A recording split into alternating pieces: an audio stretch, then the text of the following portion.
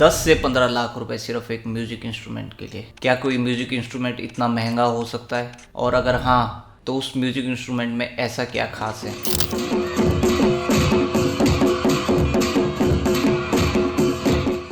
मैं एक music producer हूँ एंड रोज़ नई बीट्स बनाता हूँ, लेकिन आज मैं और अजय आपको एक ऐसे म्यूज़िक इंस्ट्रूमेंट के बारे में बताने जा रहे हैं जिसे ना कोई सॉफ्टवेयर, ना कोई प्लगइन और ना कोई एआई बना सकता है। तो चलिए शुरू करते हैं।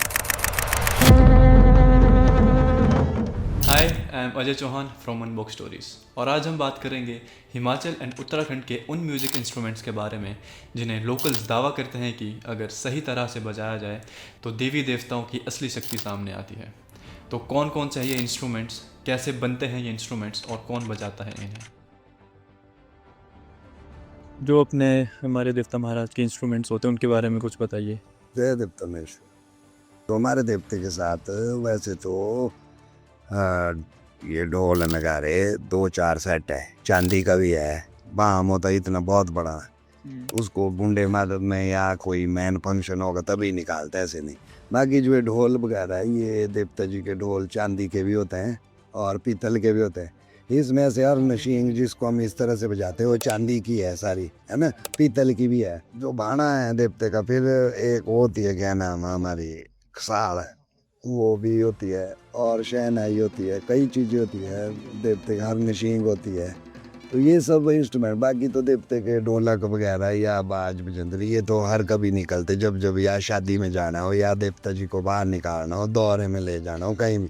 पर प्रमुख जो चांदी का सेट है हमारा वो निकलता है तभी जब बड़े देवता जी या तो दौरे में जाएंगे या आपके कभी इलाके में किसी के घर जाना हो या घर में दैरी है, कथा है, कुछ कोई भी है, उसमें जो है देवते के चांदी के सेट जाते हैं। इंटरव्यू के दौरान हमें पता चला कि ढोल एक जैसे नहीं होते। हर इंस्ट्रूमेंट की अपनी अलग अलग पहचान है। कुछ पीतल के होते हैं एंड कुछ चांदी के होते हैं। और एक बहुत बड़ा खास ढोल होता है जिसे लोकल लैंग्वेज में बाम कहा जाता है, जिसे सिर्फ खास मौके पर ही बाहर निकाला जाता है, जैसे शांत महायज्ञ। देवते के साथ बाज चलते, काली का बाज। हमारे जो देवता महेश्वर जी इनके साथ सबसे तकड़ा बाज चलता है। इनके साथ उल्टा बाज भी चलता है, जैसे यमराज वाला भी वो बजाते हैं तभी जब बूंदा होगा या बीरशी वगैरह कभी थोड़ा, है ना, मतलब आने वाले पहले हमारे बुजुर्ग सुनाते थे ना, यहाँ पर टाकरा का पान हुए, वहाँ भी मतलब वाइट पत्थर बनाए हुए हैं तो बजा के बनाया। पहले के जो बजंत्री थे वो बहुत ही मतलब पावरफुल थे, उनके पास देवता की कला थी, नॉलेज थी, मतलब वो बजाना जानते थे। तो उनके पास कम से कम हमारे देवते के सब ऐसे तो नचावणियाँ, हंडावणियाँ, आपके 18 प्रकार के बाज हैं कम से कम, है ना। 18 तरह का बाज है, जो कि आज के समय में इतना पूरा 18 तरह का बाज नहीं बजा सकता हर कोई, यही बजाते 4-5 तरह का। पर ये है कि जो बाज पहले बजता था, जो वो नॉलेज का अभाव है अब, मतलब वो चीज़ें कम है, वो चीज़ें नहीं सीख पा रहे। अगर वो चीज़ पूरी सीख ले, क्योंकि मैन शक्ति जो है देवते की बाज के साथ चलती है। बाज के साथ मतलब हाँ, अगर बाज आपका सही होगा ना जी, तो देवता जी तो हवा में उड़ जाए, आपके कंधे पे आपको उठाने की जरूरत नहीं है, खुद ही चलेंगे वो, क्योंकि मैन पावर है बाज में, डमरू आपको पता ही है ना जी।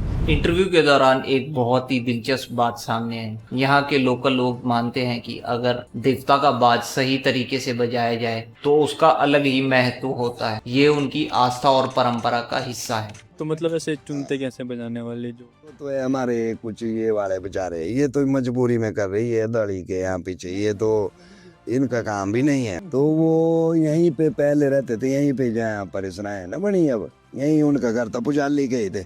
लेकिन सबसे पहले जो है बजाने वाले भी महेश्वर देवता के पास ही थे, यहीं से सब जगह गए, बोंदरे के यहाँ से गए हैं, सिमरन टाड़ी तक गए, आगे सावड़ा तक गए हुए, और जगह देख लो कहीं भी ना और तक ना, हमारे पुजाली से आज यहाँ पर एक नहीं है। और फिर आया वो जवाब जिसने हमें सबसे ज़्यादा हैरान कर दिया। चांदी से बनाए गए ये पारंपरिक ढोलों की कीमत 10 से 15 लाख रुपए तक हो सकती है और कुछ ही लोग इसे बनाना जानते हैं। मॉडर्न म्यूजिक के इंस्ट्रूमेंट्स की तरह ना तो ये कहीं दुकानों में मिलते हैं और ना ही किसी मॉल में। हर इंस्ट्रूमेंट और ढोल को हाथों से तैयार किया जाता है और इसमें कई महीनों का समय लग जाता है। इंटरनेट पर एक बात को लेकर बहुत ही ज़्यादा कन्फ्यूजन है। कई लोग बोलते हैं कि ये ढोल गाय के चमड़े से बनाए जाते हैं, लेकिन क्या ये बात सच है? चलिए इन्हीं से ही जानते हैं। बाकी इन्हें जो है हमारी इंस्ट्रूमेंट बनते किस तरह हैं, किस तरह बने ये हैं? बनाने के लिए ऐसा इसमें कईयों की ये भी आपने सही क्वेश्चन किया। कईयों की ऐसी भ्रांति है कि भाई चमड़ा लगता है, गाय का लगता होगा, ऐसा ऐसा कुछ नहीं है। हमारे देवते के जितने भी इंस्ट्रूमेंट है इसमें गाय गोए का चमड़ा कुछ नहीं है। हाँ, बकरे की खाल जरूर है। जो बकरे होते हैं ना जी, हमारे बकरे हो गए कटु कोई, उसकी खाल के हम बनाते हैं। और इनको बनाने के लिए भी स्पेशल होता भूनने वाला। ये आम आदमी इसको नहीं बना सकता मोची। तो इसको हम मतलब उधर से लाते हैं ठेहोक वगैरह में, एक बंदा वहाँ से आता है, वो मरता है। इनको मरना मीन्स वही खाल भी चढ़ाएगा, मरेगा भी। बाकी जो पीतल वगैरह के ये सुनार से बढ़ाते हैं हम, या टठार लगाते हैं, या मंदिर में बिठा देंगे उसको बनाने वाले को, वो बाहर का खोखा बना देगा। बाकी ये जो है चमड़ा वगैरह लगाने, या इसमें बाहर से ये जो रस्सियाँ वगैरह होती लगी जिससे ये टाइट रहे, छूटे नहीं, और इसकी जो साउंड है वो बिल्कुल फ्रीक्वेंसी जो है इसकी अच्छी आए, आवाज़ है ना, उसके लिए दूसरा बंदा लेना पड़ता है। तो काफ़ी खर्चा आ जाता है। अगर तो आपने एक चांदी का ढोलक बनाना है, एक चांदी का ढोलक अगर लाएंगे तो कम से कम 10-15 लाख का तो वही पड़ता है। क्योंकि अब खुद देख लो 2-3 किलो तो चांदी होना लग फिर बनाने का। तो आज के टाइम में तो महंगे बहुत है। पहले के तो चलो बुजुर्गों ने थोड़े कम उसमें बनाए ना। आज के समय में एक ढोल का 10-15 लाख से कम नहीं पड़ता। देवता सेरेमनीज के अलावा भी ये इंस्ट्रूमेंट्स कई सारी जगहों पे बजते हैं, जैसे कि वेडिंग्स में, सेलिब्रेशंस में और भी कई सारे मौक़ों पर, जिससे कि जो ये इंस्ट्रूमेंट्स बजाते हैं वो अपनी फैमिलीज़ को फाइनेंशियली स्टेबल करते हैं और सपोर्ट करते हैं। पर जैसे जैसे मॉडर्न म्यूज़िक पहाड़ों में आया है, जो ढोल और ये सब इंस्ट्रूमेंट्स हैं वो सब जो है डीजेस से रिप्लेस हो गए हैं।